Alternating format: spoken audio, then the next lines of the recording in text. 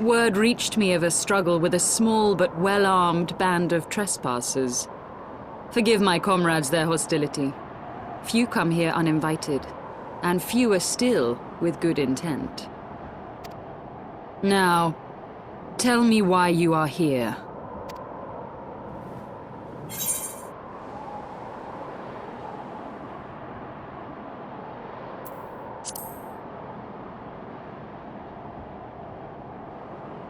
So, you seek to stem the Dravanian tide with talk? A romantic notion. If you but knew the truth, the spark which lit the flames of this animosity, you would understand the futility of your quest. Shall I relate it to you?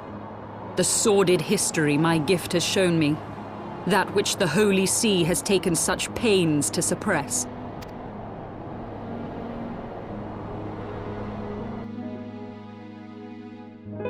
'Twas more than a millennium past when an Elezen tribe first sought to claim the lands of Kurthas as its home. Unfortunately for them, Kurthas was already home to dragonkind, and they were not inclined to make way for the invaders. Thus did a bloody war begin, a war which might well have rumbled on until one or the other side was exterminated, had it not been for the resolve of a single woman. That woman's name was Shiva.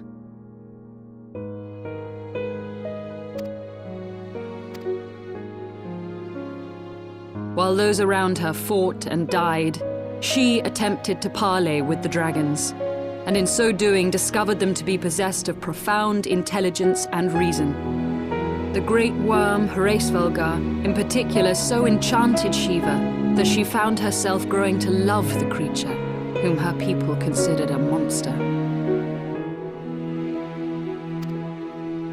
In the eyes of a near-immortal dragon, however, the fleeting life of an Elezen is as that of a freshly cut rose. Scarce has the flower bloomed before it begins to fade and wither. Such melancholy musings plagued Hraesvelgar, who had found in Shiva an unexpected and beloved soulmate.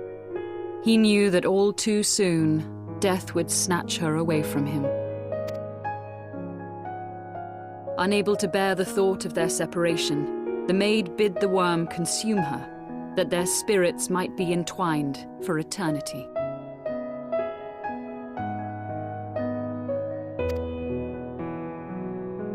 Though loath to perform the deed, Hraesvelgar ultimately gave in to her plea, and soon thereafter the tale of their ill-fated love spread throughout the two warring factions. No more could they raise blade or claw against one another, knowing that the souls of their kin were so inextricably bound. In the days that followed, man and dragon learned to live in harmony, and together built a nation unlike any the world had ever known. For 200 years did this blissful age of peace continue, as it would to this day, had vilest envy not stirred in the hearts of the Elezen. It is said that worms owe their longevity to the boundless reserves of vitality found within their eyes, and 'twas in this belief that a traitorous band of knights deceived their allies of some 2 centuries, and took by force that which they coveted.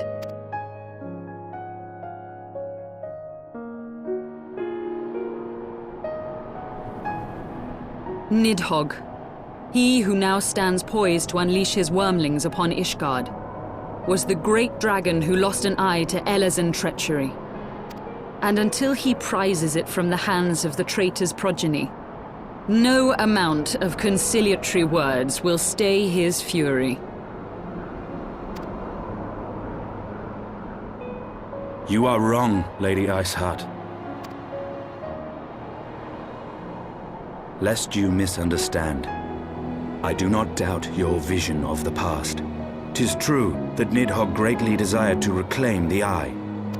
Indeed, it was for that very reason that I kept it with me as I roamed the land, attempting to draw him away from the city.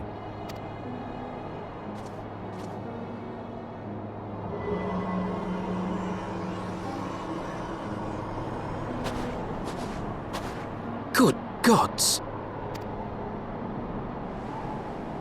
Until recently, Nidhogg seemed unable to resist its allure and pursued me relentlessly. Needless to say, that is no longer the case. Now, it would seem, he has fixed his attention on Ishgard itself, though he knows full well the eye does not reside there.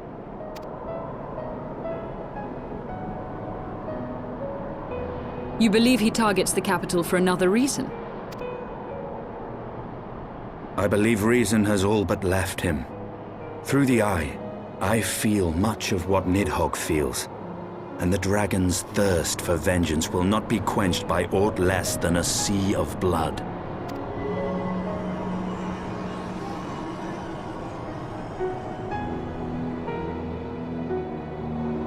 If Nidhogg is indeed lost to reason, might we not seek an audience with Hraesvelgr instead? He has thus far shown no inclination to aid in the invasion of Ishgard, and may yet welcome our efforts to broker a peace. You still believe that a peaceable solution can be found?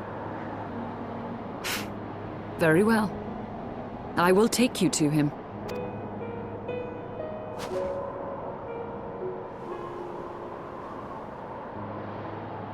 Our road will lead us to Dravania, the homeland of dragonkind. There we shall ascend unto the clouds, where Hraesvelgr resides.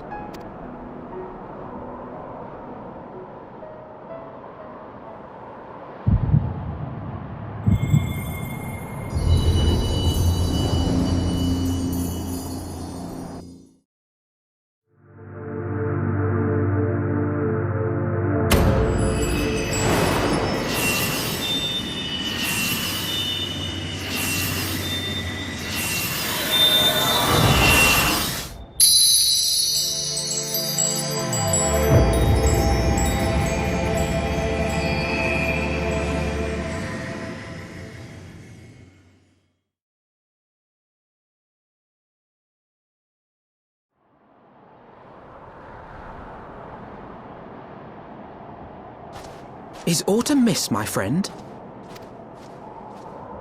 I sense the many battles are beginning to take their toll. Rest a while, and should you lose sight of us, Dravania lies beyond the mountains to the west.